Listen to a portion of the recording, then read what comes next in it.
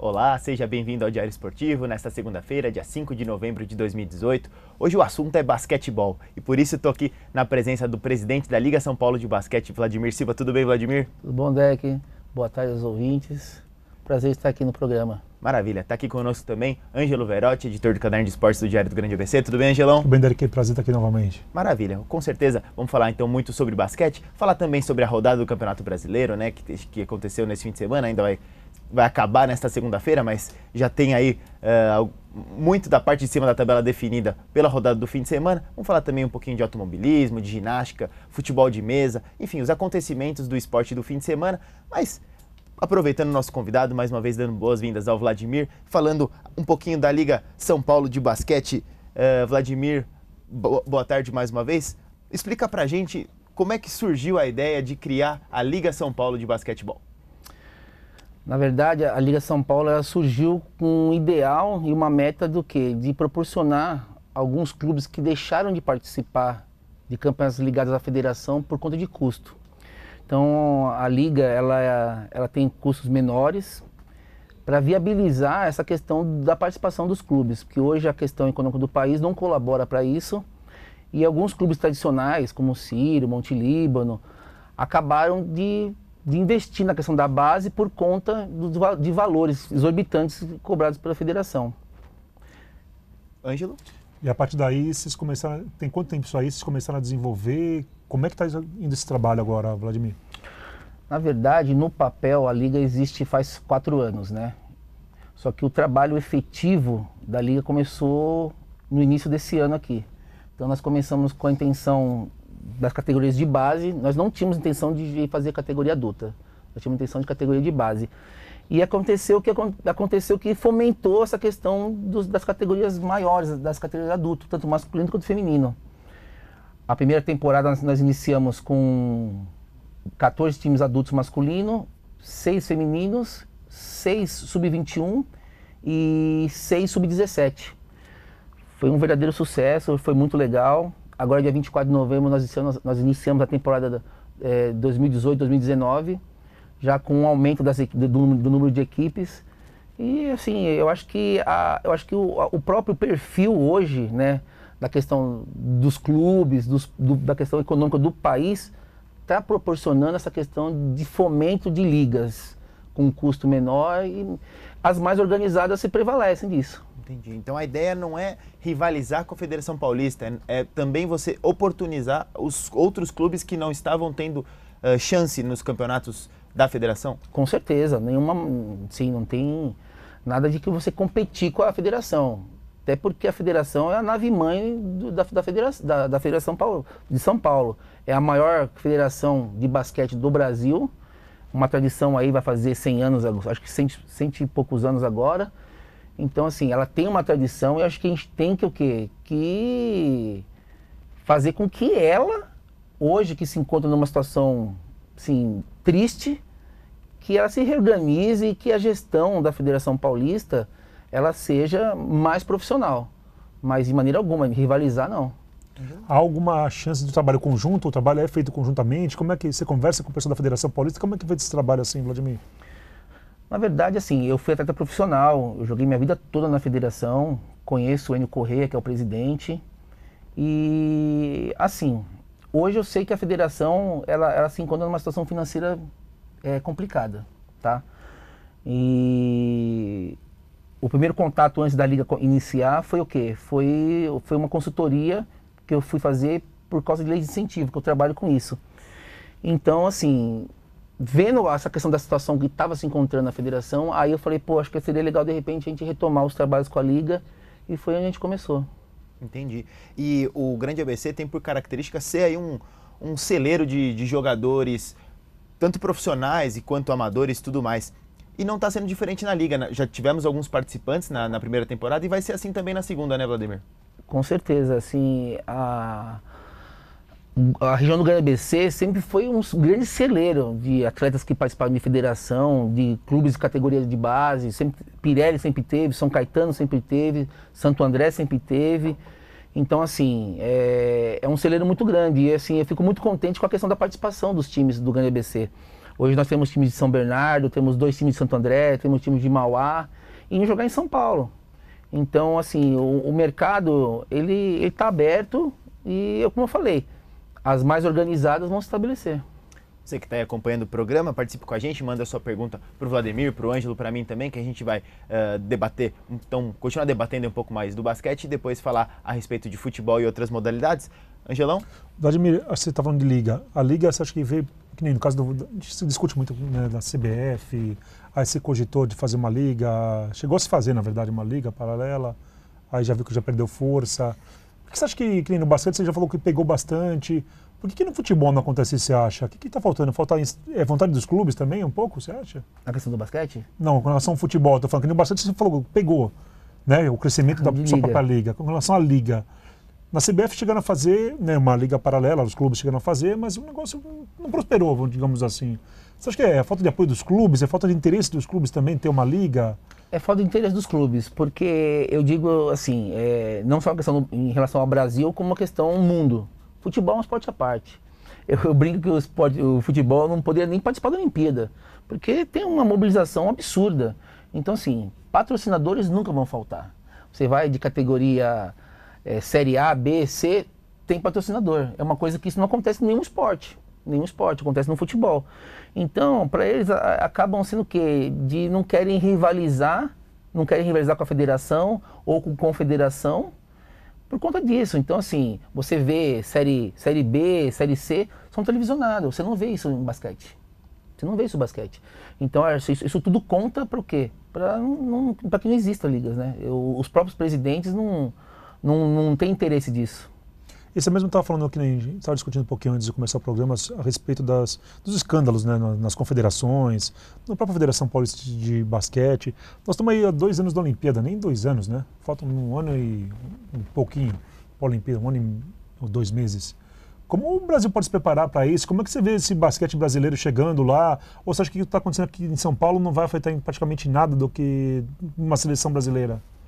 Não, o que acontece aqui em São Paulo não afeta a questão de seleção brasileira.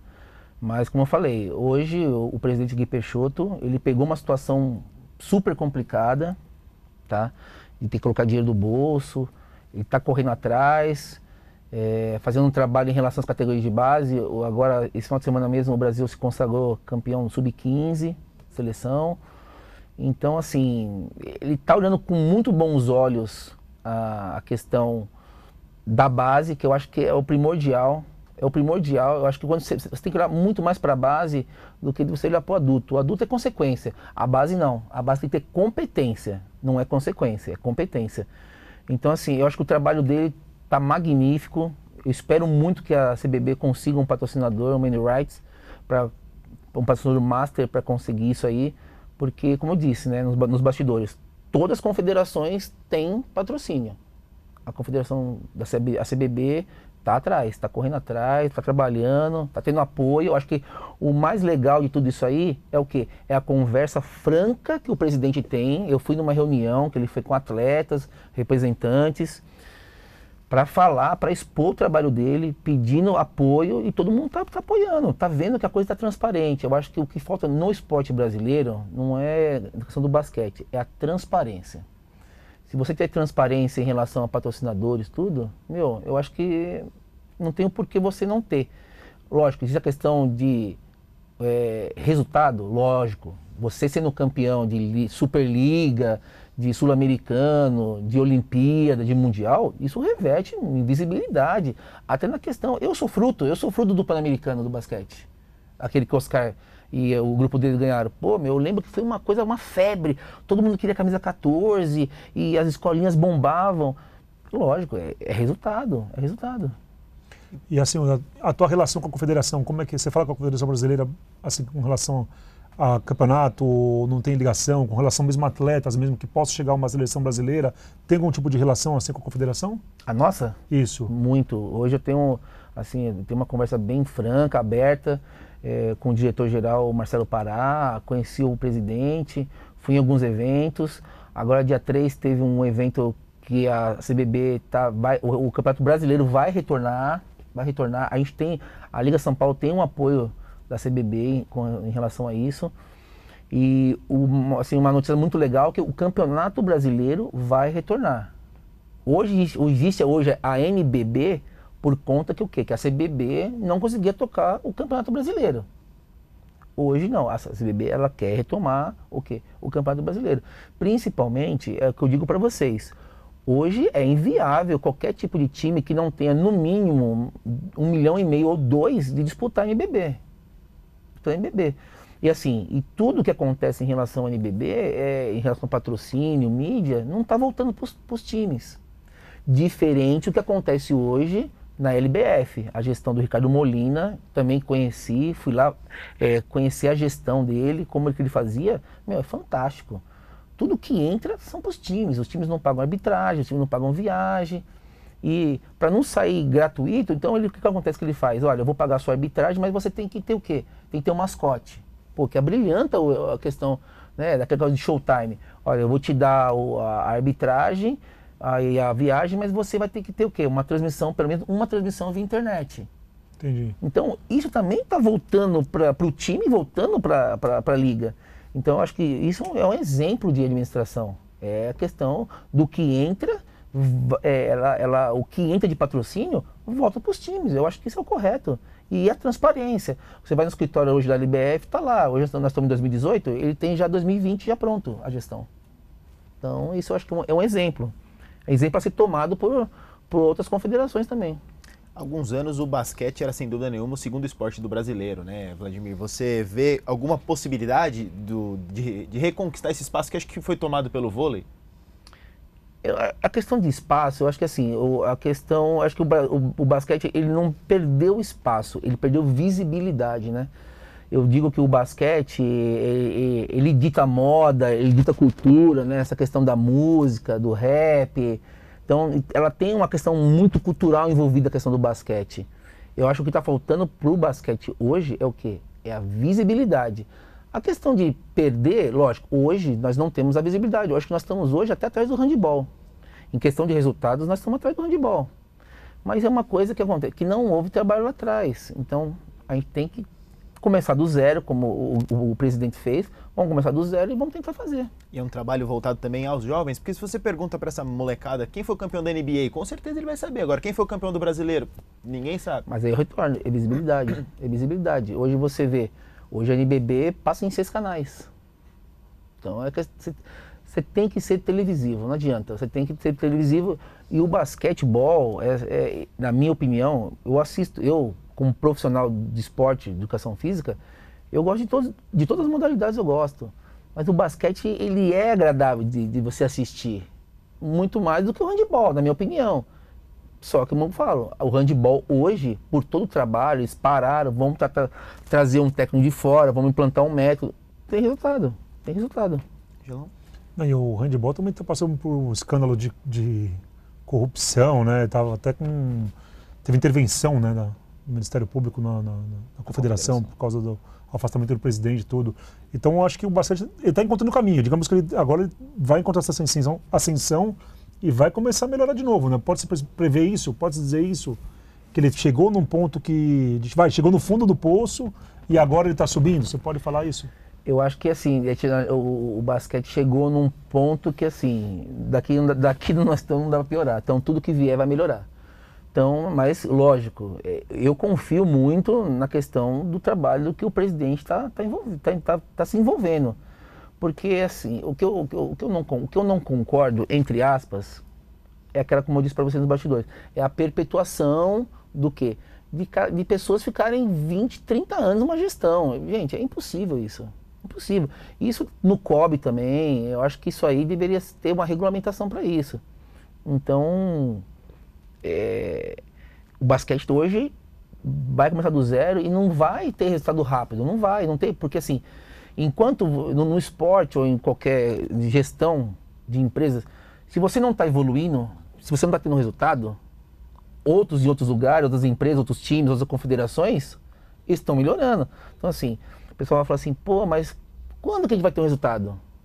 Eu acho que vai demorar, porque a Europa está muito adiantada, os Estados Unidos é uma outra história, não tem como chegar no nível do país que é o berço do basquete, Mas você tem que evoluir, você tem que fomentar. Aquela criança da periferia que tem 2 metros, ou você tem que trazer escolinha. É isso, é trabalho do zero, de formiguinha, vai trazendo. E como eu falo, gestão profissional. Porque assim, eu não concordo uma coisa, vamos supor, vou falar uma coisa para vocês. NBB, o Vasco estava com o salário atrasado e pela Lei Pelé não poderia participar porque não pagou o salário dos caras. Aí voltaram atrás e os caras vão participar. Tá participando do NBB. Então, e aí? Você deixa a pessoa, o time que não acertou o salário com o time anterior participar de um campeonato? Não, eu acho que isso vai acabar. Isso também acontece em vôlei também. Eu tenho um sobrinho que joga e acontece isso. Então, essas coisas que eu acho que a própria confederação, não, ó, você está com esse problema, você não vai participar. Acerte sua casa, depois você joga. E que tipo de trabalho vocês da Liga fazem com relação aos clubes, assim? Você estava citando agora o caso da LBF, né? A questão do mascote e tudo. Vocês fazem algum tipo de exigências, assim, para o pessoal poder participar? Como é que é feito esse trabalho de vocês, assim? Na questão da nossa liga, é que ela não é uma liga profissional, né? Ela não é uma liga profissional, é uma liga amadora. Então, assim, hoje nós não temos um patrocinador master. Nós temos patrocinadores de apoio. Hoje nós temos o patrocínio da Spalding, tá? Que é aquela bola da NBA, que eu consegui o contato com o presidente da Spalding através da CBB, que a Spalding também patrocina a CBB. Então nós temos esse tipo de patrocínio. Então as bolas que nós recebemos, nós fizemos uma divisão e nós doamos as bolas para os clubes. Certo. Vladimir, a gente estava conversando também, antes do programa começar, a respeito de Tóquio 2020, que vai ter aí o ingresso do basquete, 3x3, né? Vai ser uma modalidade talvez que popularize mais o basquete, que remete um pouco àquela situação mais do basquete de rua, talvez. É mais ou menos isso. E a Liga, inclusive, vai ter um espaço para o 3x3 também, né? Tá, agora em novembro, 24 de novembro, nós temos uma etapa aqui em Santo André, no Parque Pignatari, a primeira etapa da Liga, que vai contar ponto para a FIBA. A gente se credenciou na FIBA para fazer pontuação. Eu acho que sim, o basquete 3x3 ele já é muito profissional na Europa. A FIBA faz um trabalho fantástico em relação ao 3x3 e é um esporte que não é que ele arremete àquela questão do basquetebol raiz, de rua. Hoje o basquete 3x3 é um basquete extremamente profissional na Europa, extremamente profissional. Então assim, o leste europeu é muito forte, sabe? Eles têm uma organização absurda. E o basquete hoje, 3x3 do Brasil, hoje está classificado para o Mundial. Se não classificar para o Mundial, não vai para Tóquio. Então o basquetebol masculino está classificado para o Mundial. A classificação deles, né, vai conceder a vaga para o Mundial. O basquete feminino tem que ficar entre os 10. Então hoje eu não sei bem qual que é a classificação, mas estão lutando para ir para o Mundial. Gelão? E você acha que o 3x3, né, é o futuro do basquete? Como é que você vê essa relação, essa nova, não modalidade, mas digamos assim, novo tipo de jogo? Tem mais coisa para avançar nessa área, assim? E aliás, explica pra gente também, né, como que funciona o 3x3? O 3x3 seria a questão daquela coisa que fala assim, o 3 contra 3, né? São 2 equipes de 3 e aquela questão do 21, né? Que a gente fala, vamos jogar um 21? Então assim, são 10 minutos, quem fizer 21 pontos primeiro, ganha. Ou se acabar os 10 minutos, quem estiver na frente, ganha. Empatado, prorrogação. Eu acho que o 3x3 vai abrir muita porta para aquele atleta que de repente ele não tem espaço no 5 contra 5 na quadra. Vai abrir muito espaço. E muitos atletas que hoje de repente se aposentaram da quadra estão indo para o 3x3. É um esporte completamente diferente, a intensidade é muito grande, exige um preparo físico absurdo. Então assim, se vocês verem hoje alguns vídeos que tem no Instagram da FIBA, você fala, nossa senhora, é muito organizado, é bem desenvolvido. Então não tem nada a ver com o basquete de quadra, nada a ver. Alguns atletas estão se aposentando, estão indo.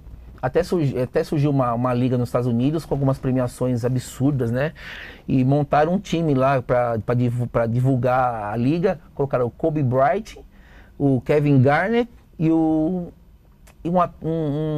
jogador que foi o Chris Paul. Então você fala, caramba, meu, que absurdo. Aí você fala, pô, aí os caras, nossa, então assim... E hoje, alguns times que possuem alguns ex-jogadores da NBA que vão jogar o 3x3 FIBA se diferem demais. Demais. Entendi. Prevalece mais o quê? Prevalece mais a parte individual, a qualidade individual ou é mais O individual. É o individual mesmo? O individual.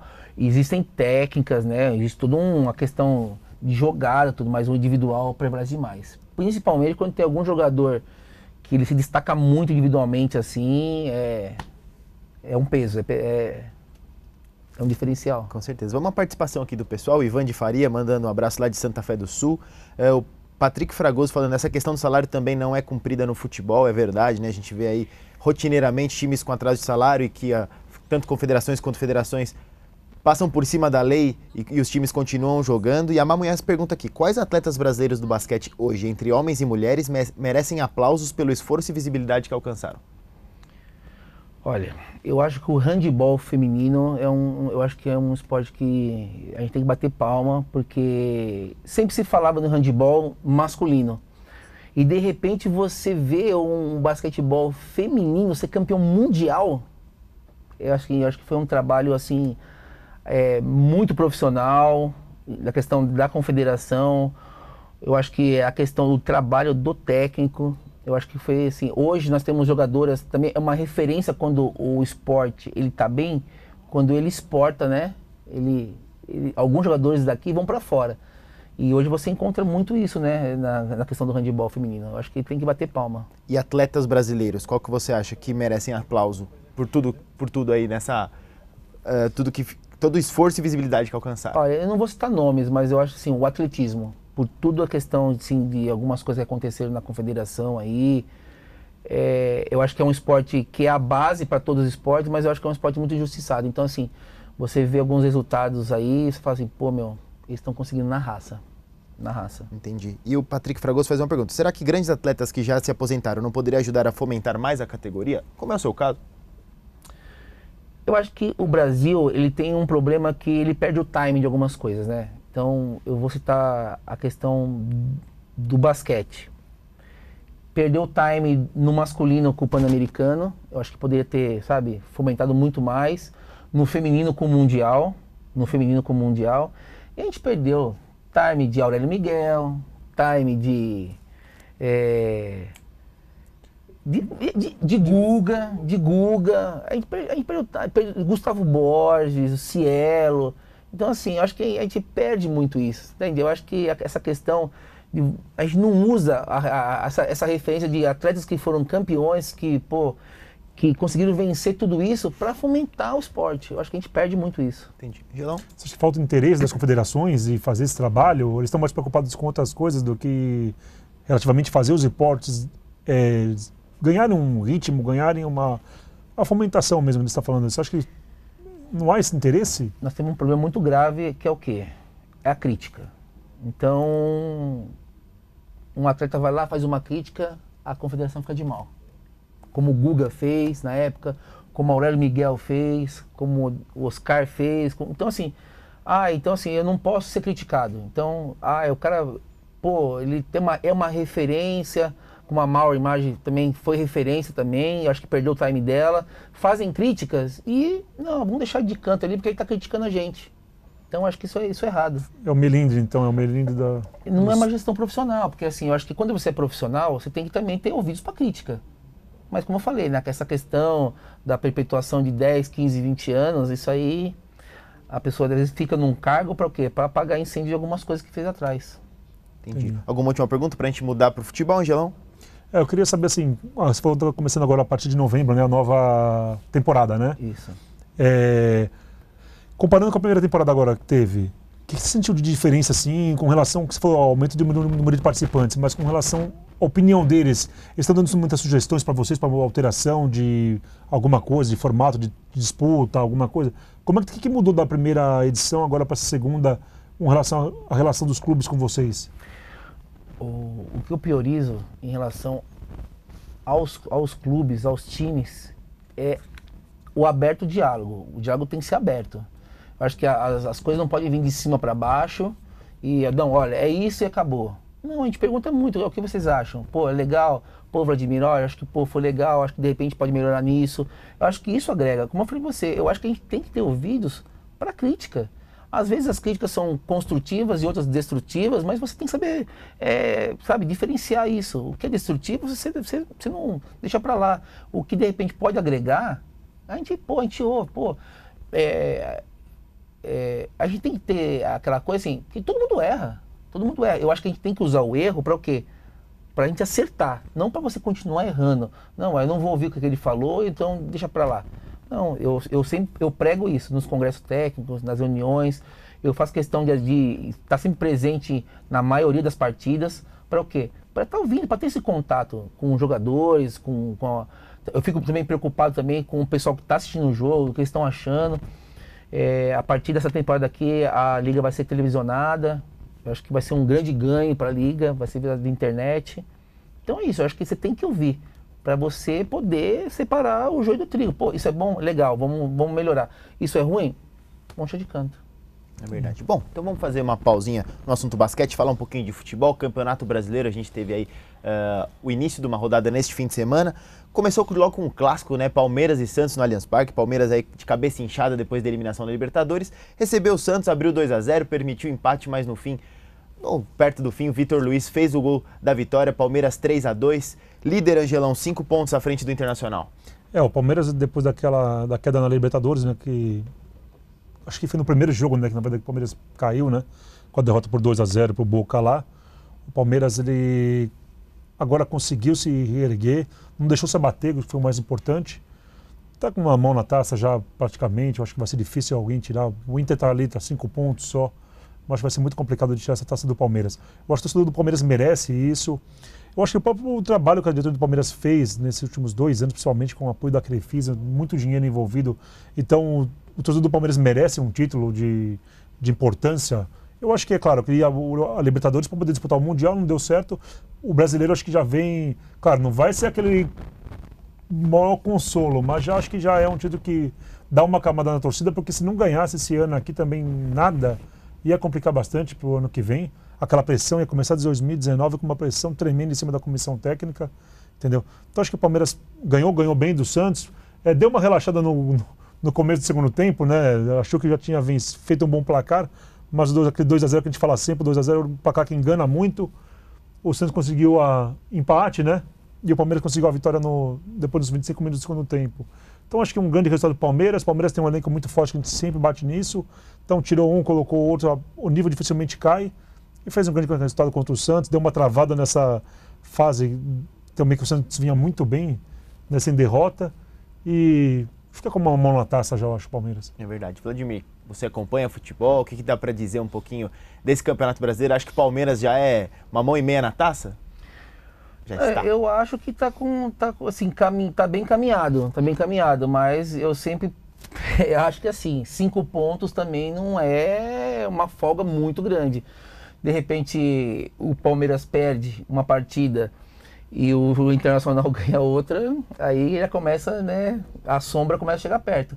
Mas eu, como ele disse, eu acho que pelo trabalho que está sendo feito no Palmeiras, eu acho também que a torcida, eu acho que está compreendendo isso por conta da eliminação da Libertadores. Eu acho que, como diz o Felipão, eu estou acostumado a perder e a ganhar. Eu acho que tem que desligar a chave Libertadores e ir pro brasileiro e continuar o trabalho. Então é outro campeonato, lógico, não tem aquela visibilidade da questão da Libertadores que consagra vocês disputar um Mundial, mas eu acho que hoje o time mais merecedor de ser campeão brasileiro é o Palmeiras. Verdade. E o Santos, que teve aí, como o Angelo disse, brecada a reação no Campeonato Brasileiro, contou com a derrota do Atlético Mineiro ali, naquela briga direta, e continua ali numa situação, você está vendo a tabela aí na tela, está ali então o Santos em 7º lugar, a 1 pontinho ali da zona de classificação a Libertadores, dá para assim dizer, né? Então tá tudo muito embolado naquela meiuca, né, da classificação, né, Angelão? O Santos, acho que ele perdeu uma grande possibilidade de pelo menos garantir um empate ali e passar o Atlético Mineiro, né? O Atlético Mineiro que não está ganhando com o Leverkusen, o Leverkusen assumiu a equipe e a equipe não vence. Então acho que o Santos perdeu uma grande oportunidade, mas o trabalho que o Cuca tem feito no Santos é muito bom, entendeu? Os jogadores estão rendendo. Eu acho que o Santos, foi o que eu falei aqui, o Santos termina na fase de classificação para a Libertadores, ainda para passar o Atlético Mineiro ainda. Para alcançar os outros vai ficar muito complicado, não tem mais chance, eu acho. É verdade. Mas passa o Atlético Mineiro e... Tem que ver o Cruzeiro também, garante, né? Que tá logo ali. Vou pedir pro Yuri e pro Vitinho colocarem de novo a tabela na tela. O Cruzeiro tá logo ali também com 46 tá também e tem um grande elenco, né? Agora, porque eu falei, ó, dá para chegar ali Atlético Mineiro. Para alcançar o Grêmio, dificilmente alcança o Grêmio, mas para passar o Atlético Mineiro ainda dá. Até por causa dessa fase do Atlético Mineiro que não vence nenhum jogo. Então o Santos vem numa atuada boa, foi um clássico, pegando um Palmeiras, que é o líder do campeonato, resultado normal. Mas vamos ver agora o Santos para as próximas rodadas. Eu acho que o Santos fica na zona de Libertadores ainda assim. É verdade. E quem perdeu mais uma vez, né, foi o Corinthians. Visitou o Botafogo, perdeu por 1-0 com um gol contra do Ralf, um gol estranho, né? Uma cobrança de escanteio ali que o Ralf acabou desviando contra o Patrimônio. Corinthians que segue ali numa zona perigosa, hoje ainda joga um Ceará e joga, enfim, times da Vitória também, né? Times da parte de baixo. Que, vamos ver, né? Não podem ultrapassar, mas podem se aproximar do Corinthians. Que, enfim, o que acontece com o Corinthians aí? O Corinthians é um time que a gente foi falando várias rodadas, o Corinthians é um time muito fraco. Que nem o Danilo fez 2 gols no último jogo, aí vamos pôr o Danilo de titular. 39 anos, não está dando mais. O Corinthians, acho que ele escapa do rebaixamento, mas pro ano que vem, se a diretoria não fizer umas contratações e boas contratações, o Corinthians vai estar falando uma queda no Paulista, uma queda no Brasileiro. Eu acho que dificilmente o Corinthians vai conseguir fazer uma boa temporada. Foi um gol ali que a bola não dá nem para... Ó, a bola tá batendo dentro do gol já, né, quando o goleiro for pegar. O Corinthians não está mostrando nada, o Corinthians não tem um padrão. O Jair Ventura, eu acho que ele precisa fazer um trabalho tipo do Rogério Ceni. Vamos começar de novo. Ele não fez nada, o aproveitamento dele é de 30%. Então fazer um trabalho ali para recomeçar, vamos começar por baixo. Assim como o Rogério Ceni fez, né? Precisa, porque no Santos ele não fez nada. No Corinthians é a mesma campanha. Aí vai começar 2019 com ele, vai esperar o quê? O time não muda muito quando ele joga, quando ele está comandando. Ele faz as mesmas alterações quase sempre. É claro, não tem muito o que buscar no elenco, não tem, mas ele poderia, acho que, arriscar um pouco mais. Eu sei que o Corinthians não escapa por causa da campanha que fez na primeira fase. Porque se fosse só pela segunda fase, o Corinthians estaria ali embaixo e muito ruim mesmo. Verdade, o Corinthians aparece ali com 39 O Corinthians pode ser pontos. ultrapassado pelo Ceará ainda hoje, sim. Se o Ceará vencer hoje à noite, o Ceará passa. Pode passar, o Vitória que não, né? Ele vai se manter a 5 pontos da zona de rebaixamento. Não é mas Vitória ele cai uma joga posição ali. Então acho que o Corinthians, esse ano aqui já era. Conseguiu o título do Paulista, né? Conseguiu um importante resultado. Mas agora é brigar e reforçar esse elenco para 2019, senão vai ficar feio, hein? É verdade, Vladimir. O que dizer desse Corinthians? É um retrato fiel do que o Jair Ventura tem à disposição, as vendas que foram feitas durante a temporada? Eu acho que se assemelha muito ao que ele falou em relação ao Rogério Ceni. Ele veio para o Corinthians numa situação, aí venda de atletas, não tem muito o que colocar do banco. Tá uma situação bem complicada pro Jair. Assim, eu gosto dele, mas como eu falei pra você, é complicada a situação. O Corinthians tem aqui o Danilo. Eu falei que o Danilo, assim, quando ele jogava no São Paulo, a gente nunca esperava nada dele. De repente ele faz aqueles baita golaço. E se os caras iam fazer um busto dele no Corinthians, hoje vão fazer uma estátua depois dos 2 gols. Então, assim, ele não tem. Meu, aquela situação que você tá mal, você olha pro banco, quem que eu vou colocar? Aí você acaba trocando 6 por meia dúzia, né? E você vê que há um desgaste, né? Dentro do elenco, assim, da questão... Há um desgaste, então não tem muita escapatória, não. É verdade. E ambos citaram o Rogério Ceni, né? Rogério Ceni que conquistou o acesso à Série A do Campeonato Brasileiro como técnico do Fortaleza. Parabéns aí pro Rogério Ceni. Bem-vindo de volta ao Fortaleza, depois, se não me engano, de 12 ou 13 temporadas aí na Série B e C, né? Porque o Fortaleza caiu e vem regressando aí. Parabéns, então, ao Leão lá, o Fortaleza. E falando um pouquinho agora do São Paulo também, né? O São Paulo que ajudou bastante o Palmeiras, né, Gelão? Ficou no 2-2 com o Flamengo. O que dá para dizer desse empate entre tricolor e rubro-negro? O São Paulo, não dá para entender o que aconteceu. É claro, perdeu jogadores, a gente sempre falou do elenco limitado do São Paulo. Então, enquanto aquelas 3 peças principais estiveram bem, que foi o Nenê, o Diego Souza, no começo da temporada principalmente, o time chegou à liderança. Eu não entendo ver o Nenê na reserva, não pode não aguentar o jogo inteiro, mas eu começaria o jogo com o Nenê. Eu acho que o Nenê é um jogador de muita qualidade, que faz muita falta para o São Paulo, mas a gente não sabe os batidores do São Paulo, o que está acontecendo ali dentro, se teve algum problema com a Aguirre, se não teve, mas eu não entendo o Nenê no banco. O Sidão, ele deu sorte ontem naquela bola que ele foi parar no meio de campo quase, né? É verdade. Que o jogador tentou a cobertura e acabou errando. O São Paulo ele precisa umas 4, 5 peças importantes ali de reforço para chegarem mesmo. Tipo, para o treinador ter opção no banco, que nem acontece com não acontece com o Corinthians, que olha, não tem quem colocar. O São Paulo, acho que ele vive muito disso. A gente fala isso desde o ano passado já. O São Paulo, ele apostou alguns nomes, ele tem aquilo ali, não tem nada mais. Então o São Paulo, no jogo com o Flamengo, conseguiu a vitória, tomou um gol muito rápido. Se o gol tivesse do Flamengo, o primeiro gol, tivesse demorado um pouquinho mais para sair, o São Paulo teria conseguido um pouco se ajeitar e conseguido fazer mais gols, até não só o segundo, mas até o terceiro. Escapou da derrota no final, né? É verdade. Escapou da derrota no final. Mas o São Paulo vai ter que pegar tem que ter muitos reforços ainda. O elenco é limitado, tem qualidade, mas ali parou ali, perdeu um ou dois jogadores que nem está sem o Everton. Parece que perdeu metade do time sem o Everton ali. Então o time precisa de mais peças para conseguir recuperar. Vai ficar na zona de Libertadores, eu acho que classificação direta para Libertadores. Não sei se o Grêmio vai conseguir alcançar, não dá para prever isso daí. Tem um jogo com o Corinthians agora no final de semana, o São Paulo, que eu acho que o São Paulo vence. Mesmo sendo Itaquera, acho que o São Paulo, apesar da situação, aquela irregularidade do São Paulo está mais arrumadinho do que o Corinthians. Então, ao meu ver, o São Paulo leva esse jogo, leva esse clássico, e o São Paulo se mantém ali no G4 ali e garante a vaga direta para a Libertadores. E é incrível, que, apesar de tudo isso que você falou, né, todas as críticas, o São Paulo ainda é o quarto colocado do Campeonato Brasileiro. E é incrível ver como a fábrica de Cotia consegue revelar garotos. Elinho fez aí o segundo gol do São Paulo, né, um menino aí de 18 anos.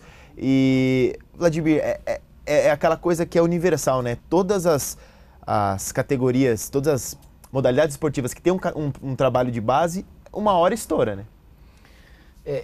Eu acho que você quando fala quando um time é grande, quando ele é grande com a equipe principal, mas também tem um trabalho muito forte com a equipe, com as categorias de base. Eu acho que o São Paulo ele continua seguindo esse exemplo, mas não segue o exemplo com a categoria principal.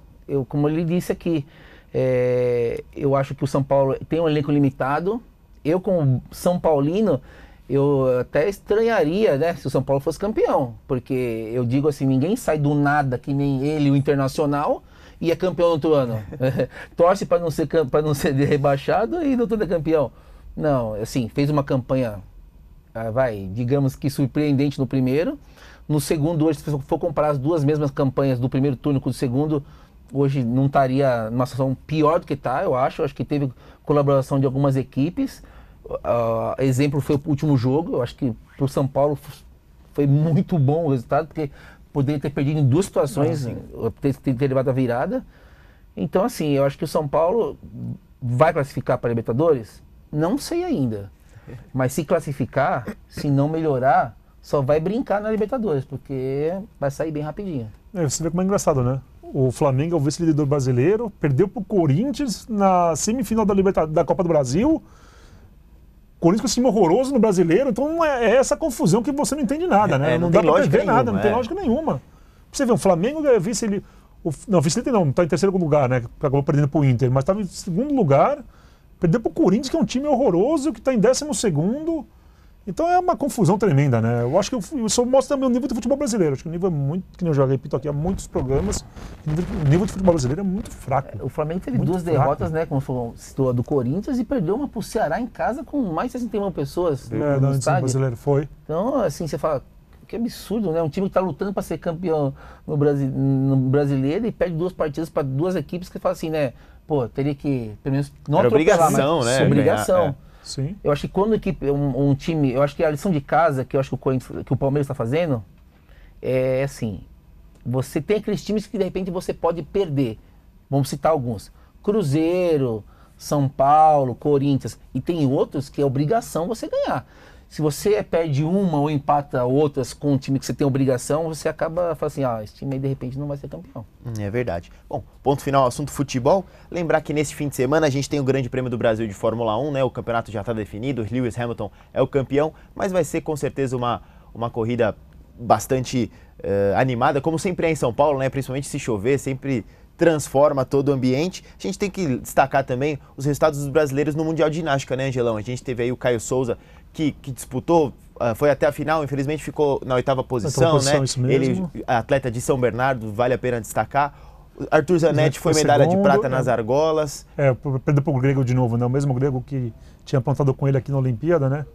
Ganhou no Mundial também, o Grego, e acho que é o grande rival do Zanetti agora, está no melhor momento, né? Então vai ser uma briga boa para a Olimpíada até. Com certeza. E eu acho que é aquele negócio, né? Não vale a pena, não vale a gente só destacar quem é medalhista. A gente tem que destacar quem é finalista, quem vai lá, porque só o fato de estar no Mundial já mostra que merece todo, como é que a gente pode dizer? O respaldo, qualquer tipo de menção, né, Sim, Angelão? Porque sim. mostra que está entre os melhores do mundo. Está né? entre os melhores do mundo, está batalhando bastante. A gente sabe que essas modalidades não têm também aquele apoio total ainda, né? Apesar que você tem o Zanetti, mesmo um Diego Hipólito, que eles têm, aqueles patrocinadores deles, mas os outros às vezes não têm o mesmo nível, e então é bom você ver esse pessoal batalhando, lutando bastante e conseguindo importantes resultados, né? É verdade. É o crescimento do esporte, né? Verdade. E também quem se deu bem aqui da região, apesar de ser um vice-campeonato, foi o time do Meninos Futebol Clube, né? O time de futebol de mesa do Meninos, foi vice-campeão brasileiro aí lá no Rio de Janeiro, em Niterói. Um grande abraço aí pro Vinícius Ramalho, nosso antigo colega aqui, e todo mundo da equipe. Um vice-campeonato, ok, até ele mesmo colocou aí que preferia ter sido campeão, mas sem dúvida uma segunda colocação num nível nacional é um resultado muito expressivo. Parabéns aí ao Meninos Futebol Clube, né, Angelão? E é um esporte que você vê que está crescendo, né? Está demorando, foi uma coisa pequena, né? Eu lembro com 46 anos, jogava muito quando eu era novinho, aí depois você vê que deu uma desaparecida e agora você vê um crescimento de novo, né? O próprio Meninos está fazendo um trabalho maravilhoso aqui em São Bernardo, né? Um trabalho que você tem que destacar. Então é muito legal isso daí. São Bernardo era um centro de excelência gigantesco de tênis de mesa, né? Nós temos atletas olímpicos Sim. em São Bernardo. Verdade, tem o Goiama, né, no tênis de mesa, é verdade. É. O São Bernardo tem diversas modalidades que vale a pena destacar, né? Sem dúvida nenhuma, o tênis de mesa, como o Vladimir disse, e o futebol de mesa, então vice-campeão aí brasileiro. Bom, pra gente encerrar o programa de hoje, Vladimir, então 24 de novembro começa a segunda temporada da Liga São Paulo de Basquete. Gostaria de convidar todos a estar participando aí da transmissão. A abertura vai ser transmitida via internet. O pessoal consultando no nosso site lá no www.lspb.org.br. Vão ter mais informações. Gostaria também de parabenizar todas as equipes que confiaram na Liga, de estarem participando, os que estão vindo agora, os mais novos também, a confiança. E assim, eu tenho certeza que a segunda temporada aí vai ser melhor do que a segunda. Do que a primeira. Do que a primeira. Angelão, destaque final? Acho legal destacar a Fórmula 1 mesmo em São Paulo, né, nesse final de semana, apesar do campeonato estar definido. Vamos ter, acho que é diversão para quem gosta, quem é fã de automobilismo, né? Acho que uma pena que nós o Brasil não tenha nenhum corredor agora, né? Pilotando, nenhum piloto ali. Quanto tempo isso não acontece? Foi a primeira vez em mais de 30 anos, né? Exatamente. A última vez tinha sido em 60. Na verdade, 30 anos não, muito mais, né? Muito 30 anos. Então eu acho que é uma pena isso, mas eu acho que vale a festa em Interlagos. A Fórmula 1 é um esporte que atrai muitos fãs pelo mundo todo. E mesmo quem não é fã, assim, para ver um pouquinho uma prova ou de outra. Então acho que vale destacar isso. Com certeza. No Brasil. Só antes da gente finalizar, Vladimir, quem que são os participantes aqui do ABC na Liga desse ano, nessa segunda temporada? Nós temos o time de Mauá, o PNO, que é o Parque Novo Oratório, e nós temos a PABA. Legal, então são representantes aí que o APABA é um time tradicionalíssimo, né, aqui na nossa região. A equipe feminina disputa a LBF, né, profissional, e também o Campeonato Paulista. Eu acho que é importante realmente manter aí o basquete ativo, para quem sabe essa modalidade voltar a figurar entre os principais do nosso país. É isso? Maravilha. Ângelo, Vladimir, obrigado a eles, obrigado a vocês que nos assistiram. Semana que vem a gente está de volta com muito mais do esporte regional do Brasil e do mundo. Continue interagindo conosco pelas redes sociais. Nosso Instagram é esportesdgbc e também @Diário do Grande ABC. O nosso e-mail é diarioesportivo@dgbc.com.br. Semana que vem a gente está de volta. Então, compromisso marcado. Valeu, boa semana. Tchau!